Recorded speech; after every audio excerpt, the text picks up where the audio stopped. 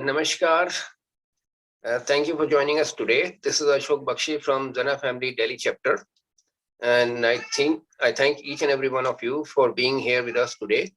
We are very pleased to be able to welcome those of those who have been with us for a long time, as well as those who are new to the XENA family. I am honored, having been entrusted this job of welcoming you today and delivering this welcome address. It's a true reflection of the objective of XENA family, where every member is given opportunities. I'm here in front of you because the family has faith in people like me. I thank the organizer for giving this opportunity. It's a glad welcome to all of you, and let's hope to enjoy our interaction with each other across the globe. And welcome you again on behalf of XENA family to Mr. Atul Bhatnagar, to Mr. Ashok Das, to Mr. Sreedhar Rao, and Madam Mookambika ji. Thank you, ji. The floor is open, please. Okay, I'll take the lead here because since I have known all of you in individual capacity or as done capacity. So the two new ones are, of course, Ashok Das and Sreedhar Rao. Ashok is right now in the US. He's a batchmate of mine from IIT Kanpur. I've known him nearly for over 40 years now. And Ashok is an expert in renewable energy and has worked in the World Bank and IFC, and now has come up with this game-changing solutions for our villagers. And it's not only models, this has been implemented. And the background that you see behind Ashok is where we have actually implemented a microgrid, a smart microgrid. Sreedhar is in Belgaum right now, and he's head of business development for SunMoksha. And he is the one who will take the lead in case any project comes up and we want to take it to the next level. And I am here in Gurgaon. My name is Atul Bhatnagar, as mentioned earlier. And my main role here is, of course, connecting with where such projects in common and any kind of communication, etc., that I handle from here.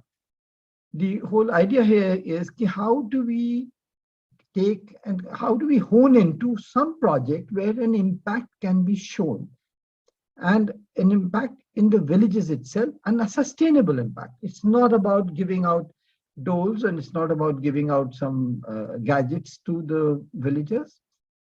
Much in line with what Gram Swaraj and Abdul Kalam ji's Pura vision, we've developed the theory of development. And of course, I wouldn't like to take the thunder away from Ashok Das. He's the one proponent who's created this technology and solution to be able to bring the villages into a mode by which the economy of the village grows. So I'll leave it to Ashok now, how this whole thing started, what's the spirit behind it, what we can do, and what in the short term, and of course, long term, there are a lot of things we can be done. My journey started with, again, I'm from Katihar, Bihar. From there, I went to IIT Kanpur, did my bachelor's, then went to US, did my master's, and did my PhD. Worked in the US for almost 12 years before returning back to India.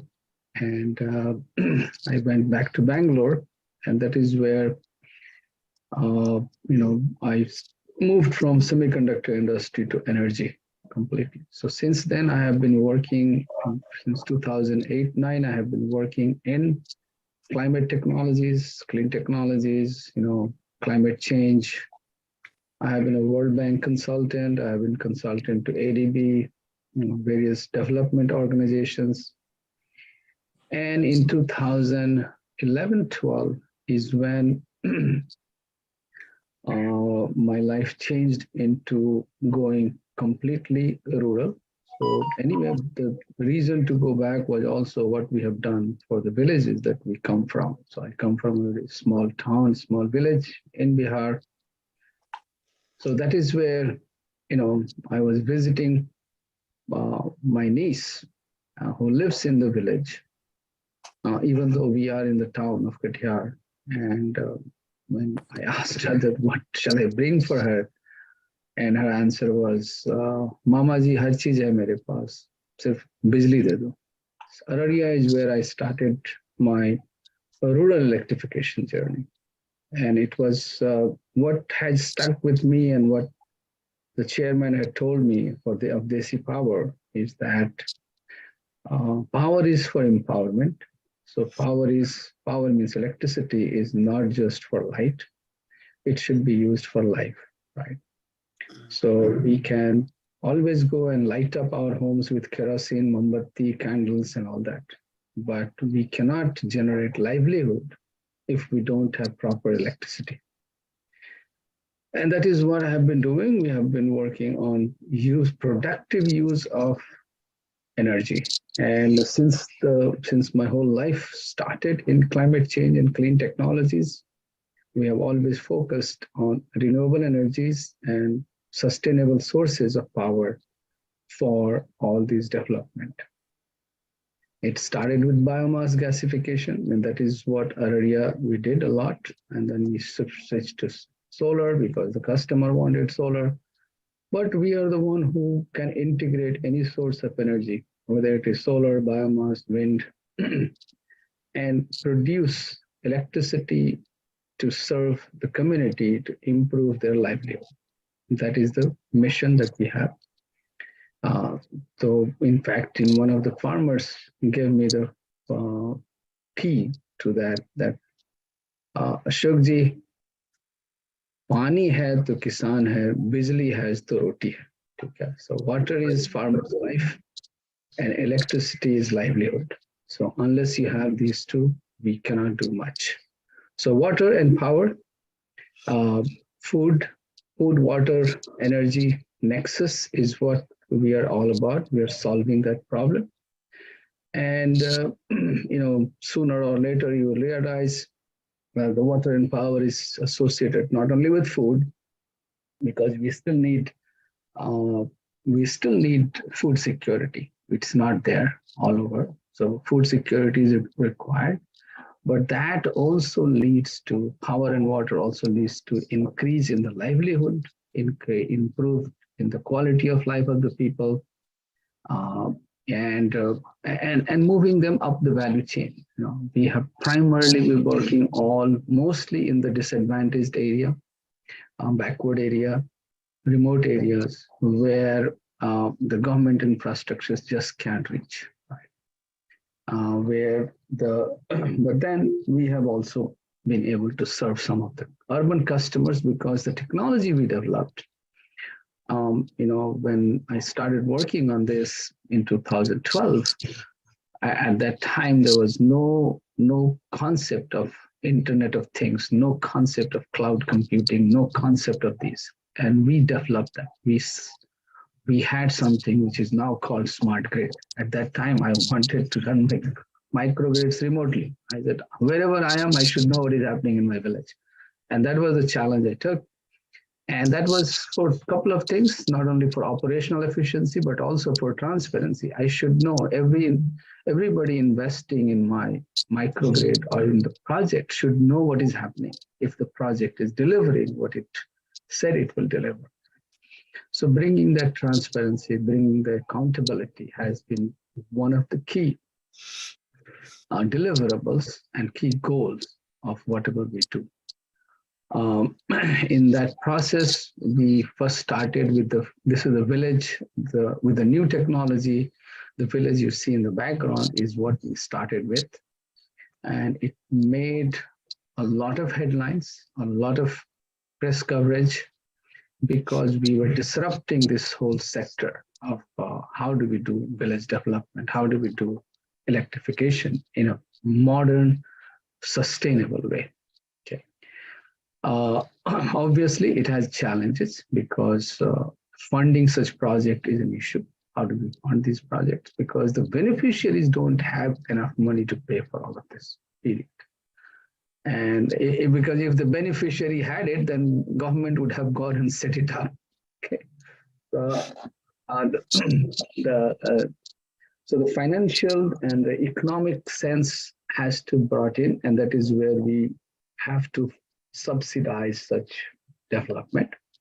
But at the same time, we also, with our customers' guidance or requirement, we started also developing solutions for water management for the farmers. Again, a community model where not one pump is given to one farmer and he can do whatever he wants, but one pump is shared by many farmers, because solar pumps, all farmers don't need power all the time, and solar pump is available 7 hours a day.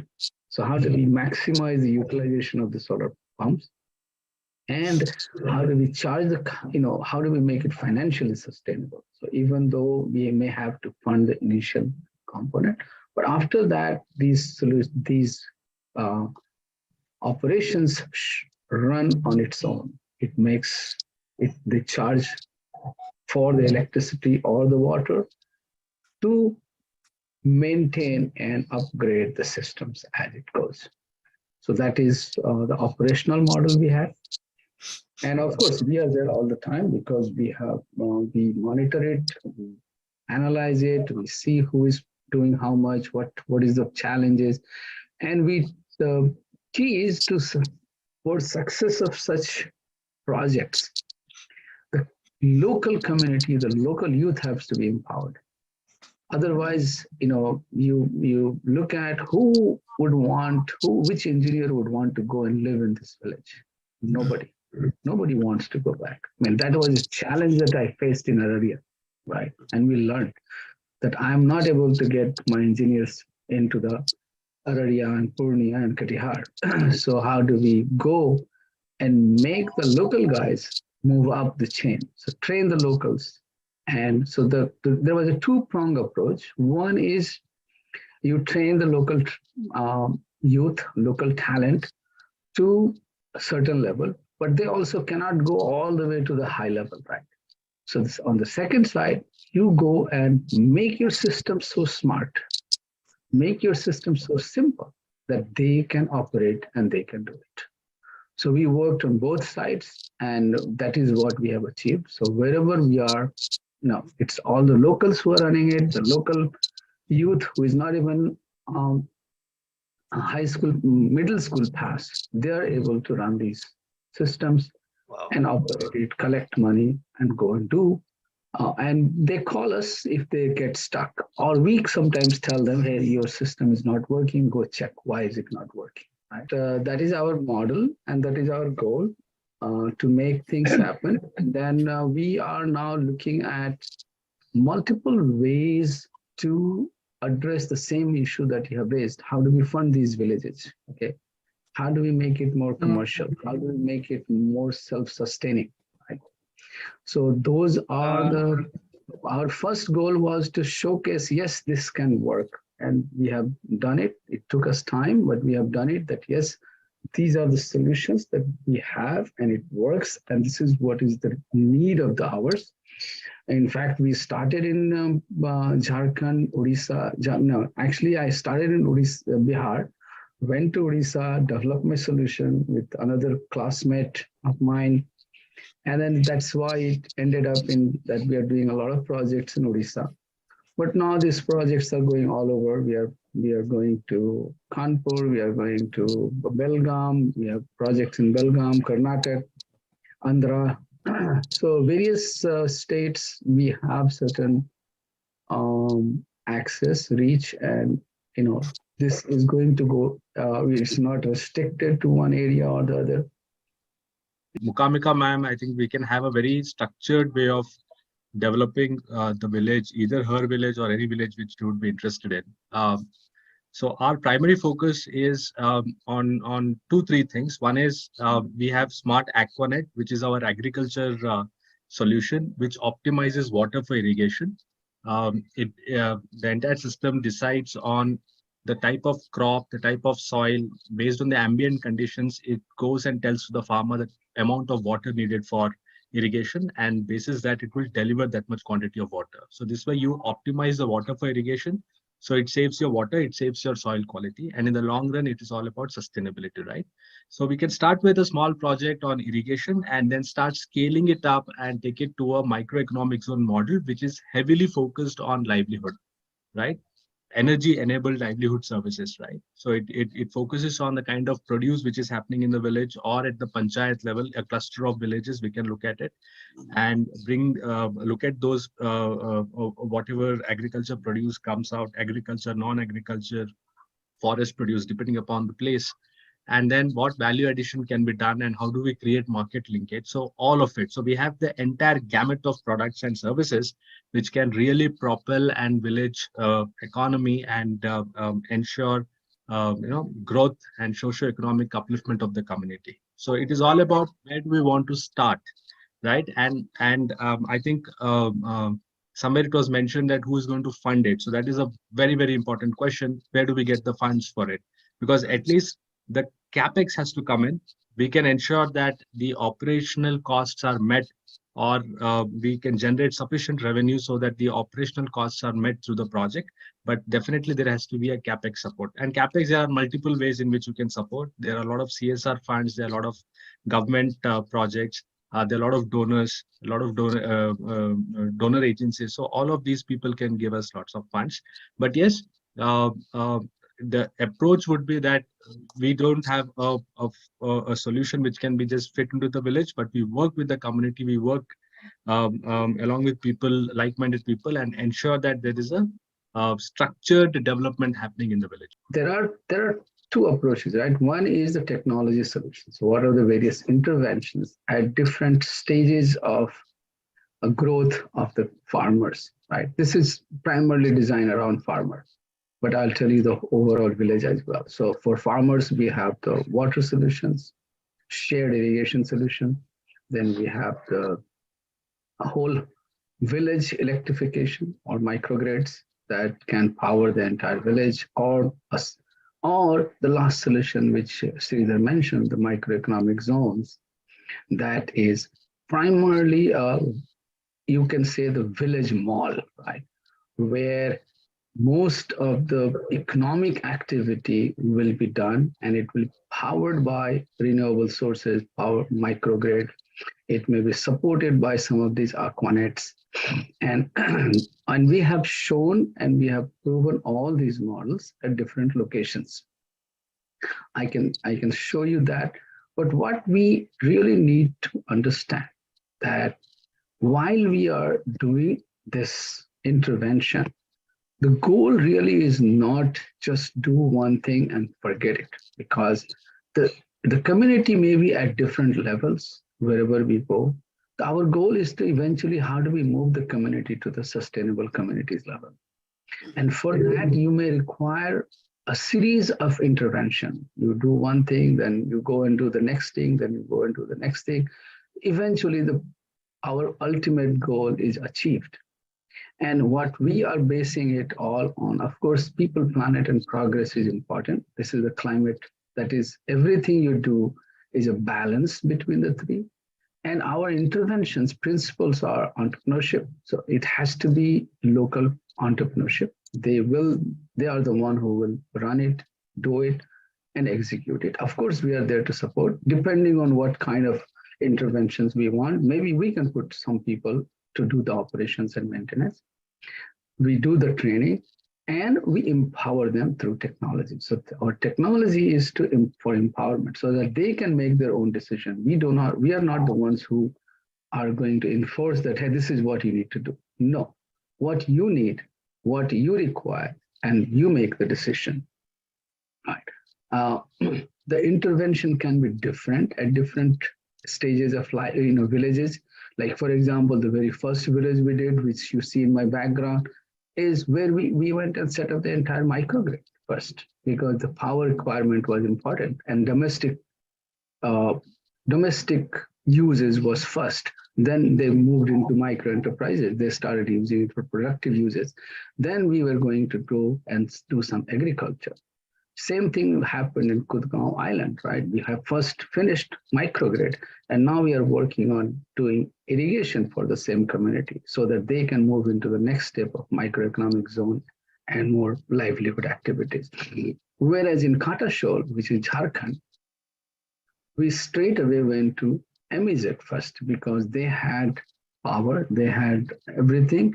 And this was done in partnership with the Jharkhand government, right? So the rural development secretary, who is also our batchmate from IIT Kanpur. So he and I sat and designed the entire microeconomic zone, CM Smart Gram Yojana, right? So Mookambika, you come from the government.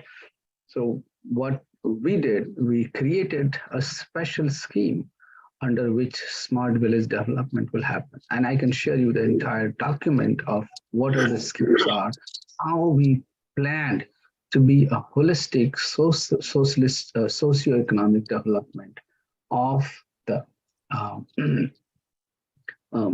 communities and the villages, right? So we believe that there is a systematic way to develop villages. The communities cannot be developed haphazardly. We have to take a systematic approach, look at the need. Based on the need, you go and move them up the value chain, eventually becoming a sustainable, self-sustainable smart communities. And our eventual model actually is driven by Dr. Kalam's Pura model, right? So there are two components here.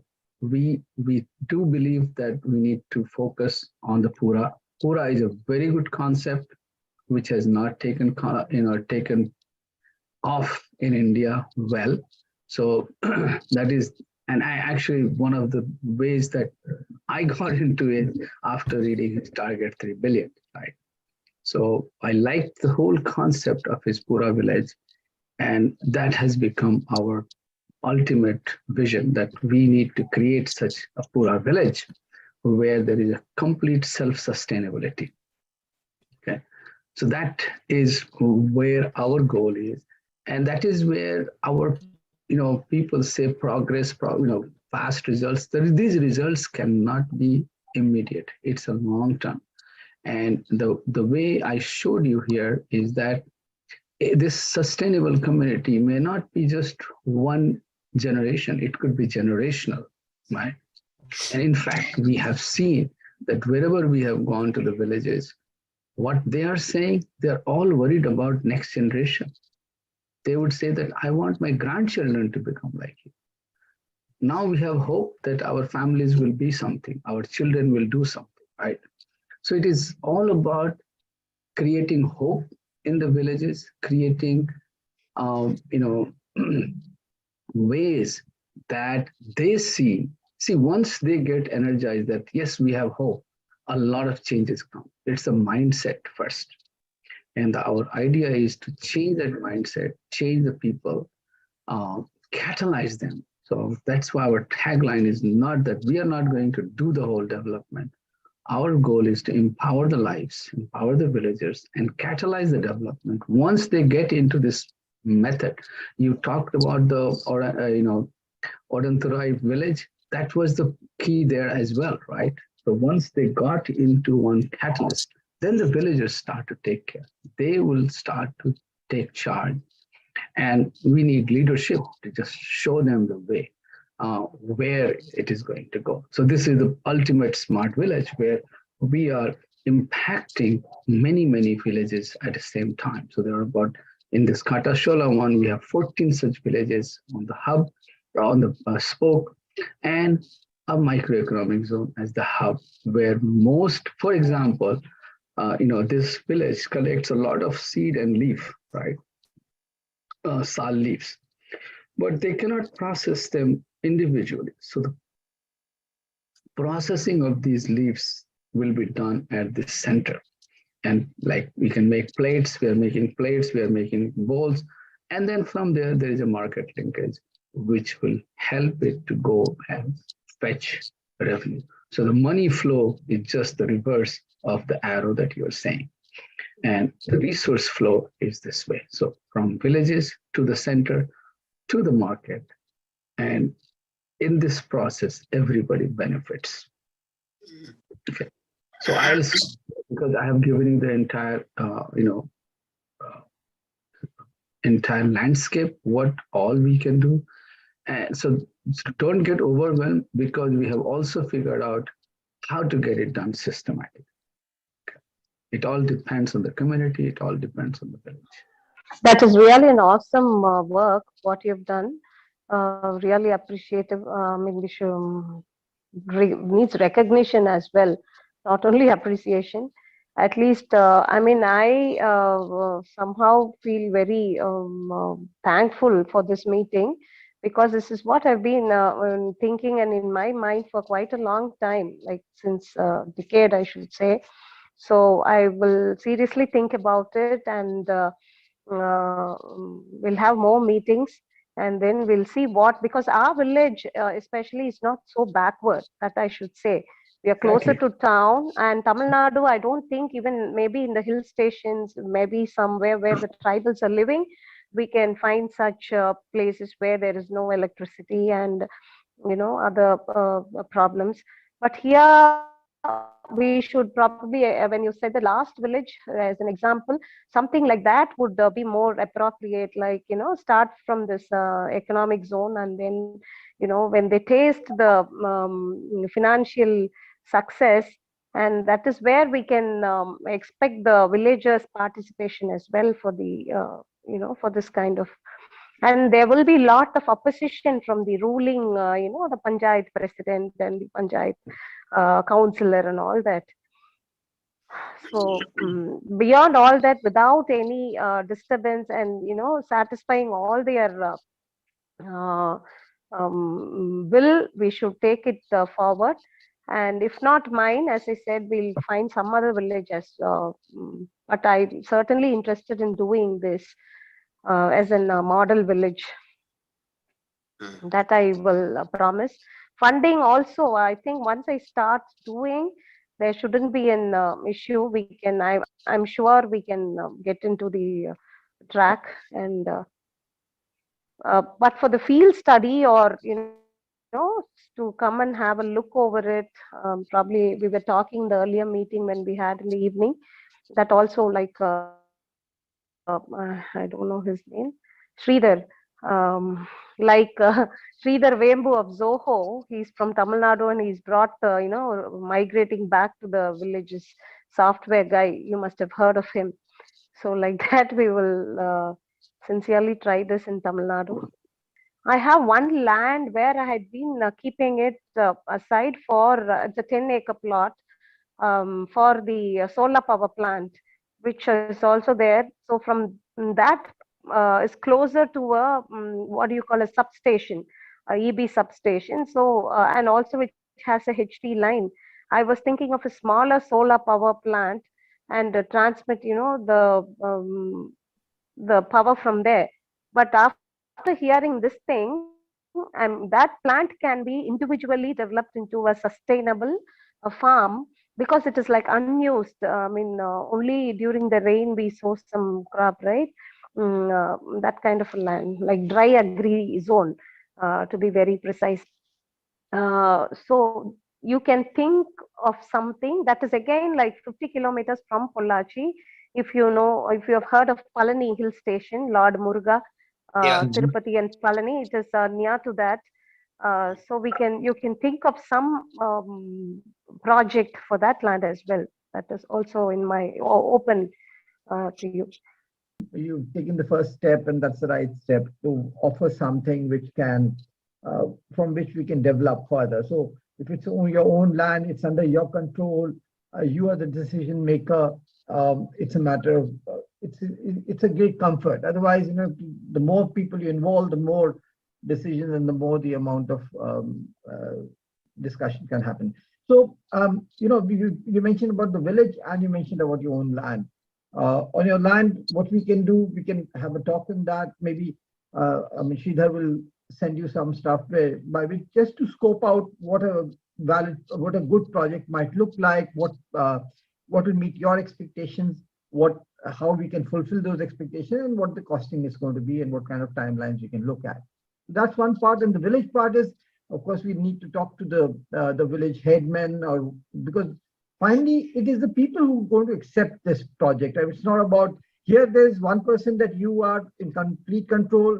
We can talk to you and get things done. But when it comes to a village, then there are a number of other people that have to be involved, and for which you and your team might be facilitators to be getting us the introductions and to get some initial data, etc. To be, if you work with them right from the beginning, rather than just show them the end result, then they embrace it and they think this is our baby. And when they hold the baby with them, then the baby grows into a very good human being.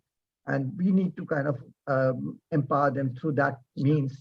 And that's where the social connect is very important. And that's where your role and your team's role come very crucial. Here we are only trying to address combining and leveraging the strength of XENA family. How can we together scale it up? Now, here is a lady in Mookambika who says, take my village, develop it as a model. I'm there to support it. And from there, we will scale it. Now, scaling means, yes. Then the second stage comes when we will get the society involved. Then we will get the villages involved. Then we'll get other people involved. And when you scale it gradually, then I think all good people are readily available to support good causes. At least in XENA family, we are pretty decently connected with all segment of people. If you can pick one or two projects, or at least start thinking about it, because Yeah. so that at least in the last, by the time we meet next, we would have done some homework. Mookambika just mentioned about a farm which she has, and you're doing nothing there. So we can take that as the first project and do a smart irrigation intervention. Probably, if you're doing one crop there, can we do 2 crops or 3 crops in a year for you? Actually, doing nothing there. Once I tried Okay. to sow some kind of a millet, and it was a total loss, and I had to travel 1 hour from here to that place. So it just didn't work out. And it was a land which I personally got, like 3 acres and 1 acre, added 1 acre every year, and I add to that 10. Personally, but after the last 5 years, it's really tough because as I entered politics, it's not like nobody was sponsoring me or anything. So I had to spend that money into politics, and for the change, we are here, right? So that was really tough financially. So I just left it as such. But this thing was in my background, we have this self-sustaining farming kind of a thing, right? So we can really plan out something of that sort also. Since Ashokji was mentioning a small solar power plant, because that place is apt for solar power also. And from that we can irrigate, find some source for water resource, and then maybe we can do some soil testing and we can start. Yeah, you can create a center of excellence for smart irrigation. Yeah, and we can make that an exemplary project. So probably for you also it will be a marketing thing. I mean, I don't know. Correct. I mean, how big a land it is? It is a 10-acre plot. How many acres? Sorry. 10. 10 acre. Okay. It's pretty good size. And right now it's barren, right? Yeah, it is. And is it a fertile land, or it's? It is. It should be like, the adjacent lands are still like they are growing some crops or the other. Since like I'm very far off, like once I tried to do, but there's no water resource there.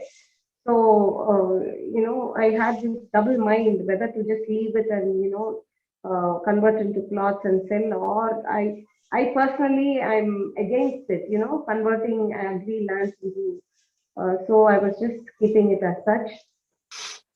That suddenly came into my mind because I thought this, we have this person, one old man who died recently. His the school of, that agricultural style is very famous. Nammalvar, yeah, you can browse about him. Nammalvar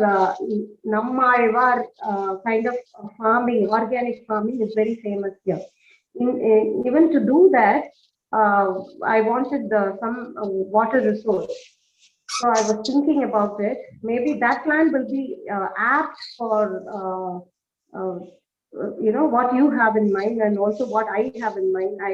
Different types of crops being grown and also self-sustainable and also organic, and some little water management which you are very good at, and little of the solar power plant where self-sustainable farm. I think it will be very apt to create that place into. Absolutely. Where is this place? What is the name of the village? I can send you the Google location. Yeah, that will be great. Yeah. From Nekarpati, I'll just get it. Thank you. I think Google location would be good. Yeah. I think we can look at converting this farm into a center of excellence for smart irrigation, where you can bring in a lot of farmers, train them there, and parallelly you can also start generating income from this farm. Now, grow something, connect it, sell it to the marketplace with whatever limited resources you have, especially water. If water is very scarce, then smart irrigation makes even more sense. I envisage is that if you can create this center there, then you can even eventually convert it to a microeconomic zone within your plots and have other farmers become or the neighborhood become a source for your microeconomic zone. And I'm already thinking about 3 steps from here, but obviously the first thing is that how do we get started? If you want to get into agriculture, you have to have someone local there. Your project, instantly she will understand. Instantly, she will be able to find a way out. Obviously. We are not here to waste anybody's time.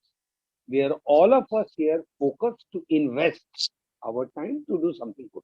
It was very enlightening discussion, and even I am overwhelmed. And the rest part, this video should do, bringing awareness to the people. And it's a marvelous thing which you people are doing. And thank you for taking out time to join this discussion all the way from US, Mr. Ashok Das and Bhatnagar Saab from Gurgaon, and Mr. Sridhar from Belgaum, Atul Chaudhary from Bangladesh, and Mookambika Ma'am from Polachi. Thank you for joining us. Hope to see you again. This is Ashok Bakshi from Delhi chapter, XENA Family Delhi chapter. Wish you all the best and good night. Good day for Thank you, sir. Mr. Ashok Das. Thank you, Ji.